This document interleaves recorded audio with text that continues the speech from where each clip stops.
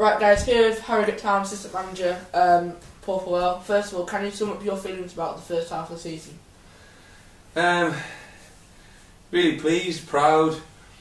I think everything that we thought at the end of last season, really. I mean, you don't want to keep going back to last season, but we all know as obviously as staff, the players and the fans, it was a fantastic and memorable season. And what we didn't want to do this year was let ourselves down, and we never thought we would. We thought the squad we already had would be competitive. We thought with a few more additions, even more so. I think we'd all be lying if we thought we'd maybe be as high as we are and have been, but saying that, we thought we were more than capable of making a really good start. So yeah, pleased and proud.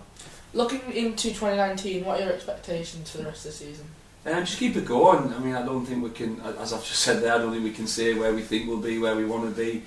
I think with us it's all about getting the performance levels up there, and I think for 90% of the season it has, and if we do that, we give ourselves a really good chance of winning games, and as long as that continues, hopefully we'll keep on winning football matches. If the team were to be promoted, what would you do to prepare for the next stage of the team?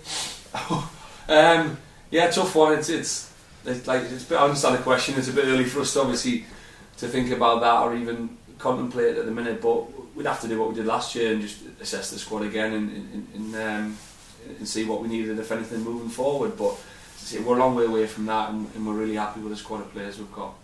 Who do you think the joke of the team is? Joe Leasley, yeah, 100%. I think you probably knew the answer to that anyway, yeah. Didn't you? No, he is. We've got a really good group of lads who Joe will say a few things, the rest will bounce off it, and everyone laughing and joking. But yeah, when he arrives in the morning, you know he's here, put it that way. So which player do you think is the most common influence in the changing room? Good one. I'd probably say someone like maybe a Lloyd. I think Lloyd's come into the team, and I think he's given the team. So I thought at Halifax he's outstanding, and he just goes about his business really quietly. He's not necessarily a shouter and baller, although he can be. But yeah, I'd say maybe somebody like Lloyd. How important is Rachel to the team, and why? Yeah, I'm going to have to say yes, aren't I? She'll see this, but nah, she is.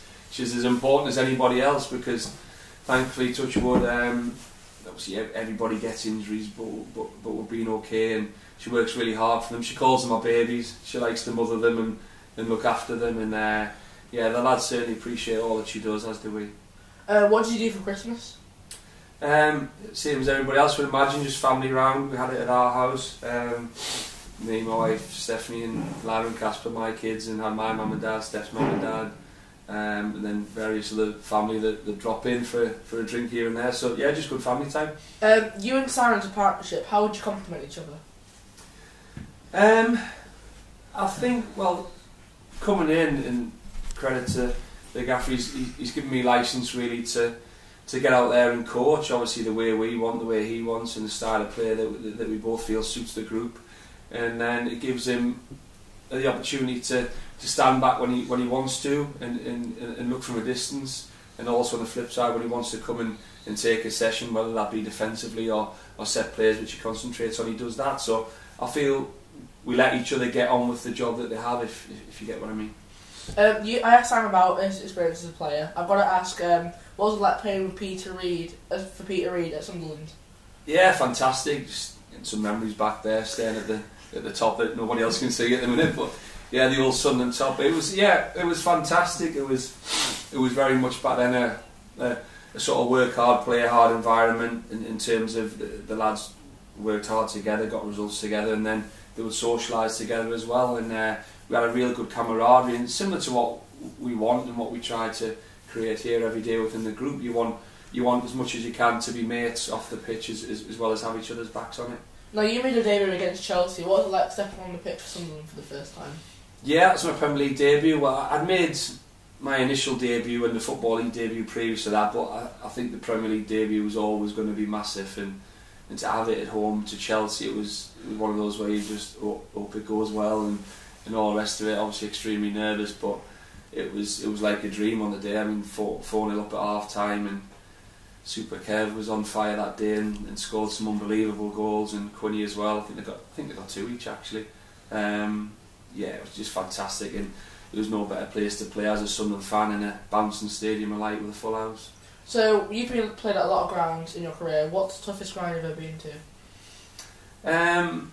the toughest ones would be you remember playing at Harrogate against that really good Arsenal team with Vieira and Petit, and just looked like mountains, real physical specimens. I found that really tough.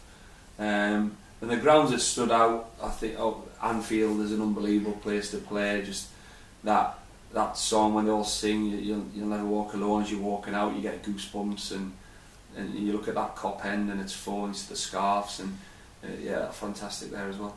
Who was your football hero?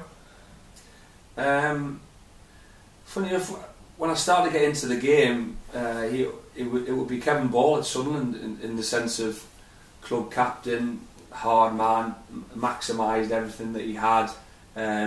Was never the greatest footballer in the world, but was unbelievable on and off the pitch, and I'd say he was my main role model growing up as a footballer.